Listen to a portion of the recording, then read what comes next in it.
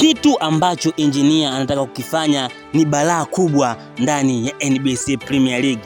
Tayari tunafahamu Alan Okello amekuwa ni balaa kubwa ndani ya mechi chache.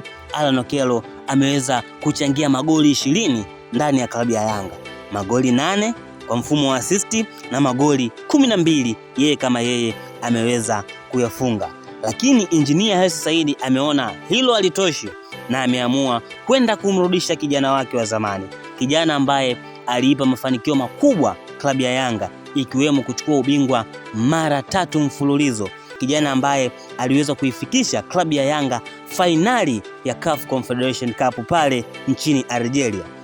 Engineer Hersi Said ameona isiyo tabu, ameona amrudishe kijana Aziz Ki, moja kati ya wachezaji bora kabisa kuweza kupita kwenye klabu ya Yanga. Aziz Ki kwa sasa yuko Uarabuni, lakini Engineer Hersi Said ameona isiyo tabu, kwa sababu anaona kuna kitu kina miss katikati ya uwanja, basi ameamua aweze kumrudisha Aziz Ki, shemeji la taifa, mume halali kabisa wa Hamisa Mobeto. Itakuwa ni kombo kali, kombo kati ya Alan Okello pamoja na Aziz Ki. Mimi naweza kusema kwamba wana Simba jiandaeni, kwa sababu kwenye dabi kama mliweza kushindwa kumzuia Okello akaweza kumlambisha nyasi Rushaine De Reuck, sasa anakuja kiboko ya magolikipa. Sasa anakuja mtu ambaye anapiga mashuti kama ana akili timamu.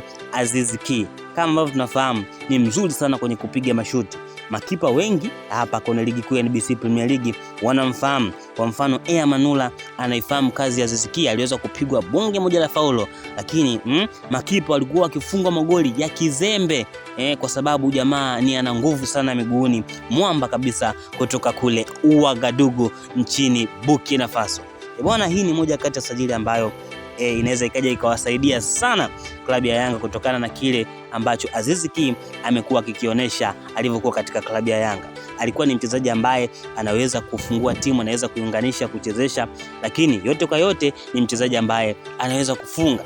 Kama ambavyo tunafahamu alishawahi kubeba hata kiatu cha ufungaji bora cha NBC Premier League kutokana na uwezo wake mzuri kabisa wa yeye kuweza kufunga magoli. Alikuwa akikimbizana na Faisali, lakini mwisho wa siku akaweza kuibuka mshindi Aziz Ki.